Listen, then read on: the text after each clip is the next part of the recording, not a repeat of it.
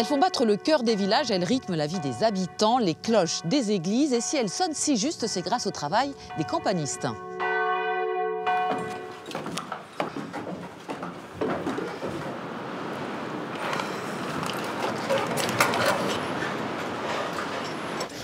Voilà, hop. Donc là, on arrive où?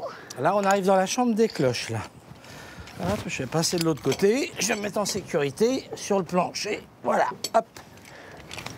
Quand on arrive dans un clocher comme celui-ci à Trémentine, on regarde tout ce qui est sécurité au niveau des cloches. C'est-à-dire si les axes sont bien, sont pas desserrés, s'il n'y a pas de jeu, si c'est bien huilé, si les chaînes sont bien tendues, si le marteau est bien réglé. Hein, parce que autrement, ça sonne comme une casserole et les gens du bas vont pas aimer, quoi.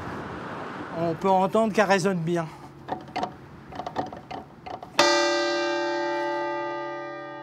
Le battant, ici, quand il vient taper, ça vient écrouir la partie, le bourrelet. Quand on voit que c'est très abîmé, on a ce petit appareil là, on appelle ça un compas d'épaisseur. Donc on vient prendre l'épaisseur nominale, c'est-à-dire une partie qui n'est pas usée. Donc là, on vient prendre cette mesure-là, ça nous donne une valeur, hein, on mesure.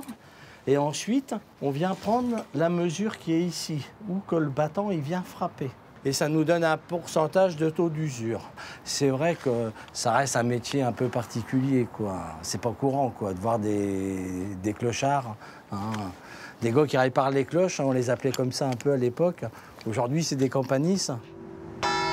Le maire, même s'il est à l'autre bout du pays ou dans une autre région, même en vacances, il peut sonner un mariage, tout ça, quoi. Donc là, on va faire un petit essai. J'ai une télécommande, j'appuie, clac.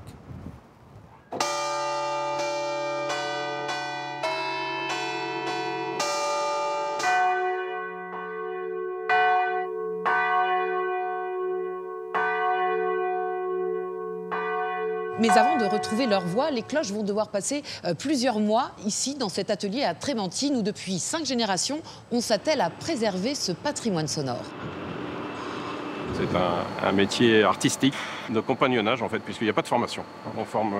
On forme nous-mêmes nos personnes, en fait, hein, nos compagnons, tous les métiers qui sont nécessaires pour l'entretien et la rénovation des cloches. Ça va de l'électricité, en passant par l'électronique, en passant par le bois, en passant par le métal. Au moment du recrutement, on met rapidement les gens en situation pour qu'ils se rendent compte de l'univers. Et après, c'est un métier passion, donc c'est soit on aime, soit on déteste.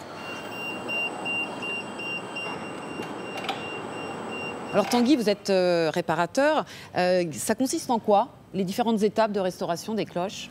Alors ça consiste à vérifier ce qu'elles ont exactement.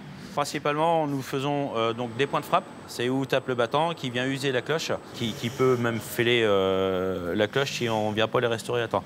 Donc on va les recharger pour les remeler et que ça reparte pendant des années. Celle-là, c'est quoi comme son? De mémoire, ça doit être un Do dièse 3. Elles sont toutes baptisées, donc on retrouve des prénoms. Nous avons Joseph, c'est pas fréquent.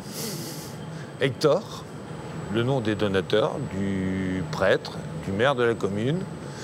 Puis après, on se retrouve avec le nom du fondeur aussi. C'est une passion, vous ne verriez pas faire autre chose? C'est que du bonheur. Puis c'est pas fréquent. On est les seuls à faire ça en France. Chaque année en France, plus de 150 cloches passent par ces ateliers avant de regagner leur clocher et de sonner à nouveau pendant quelques siècles.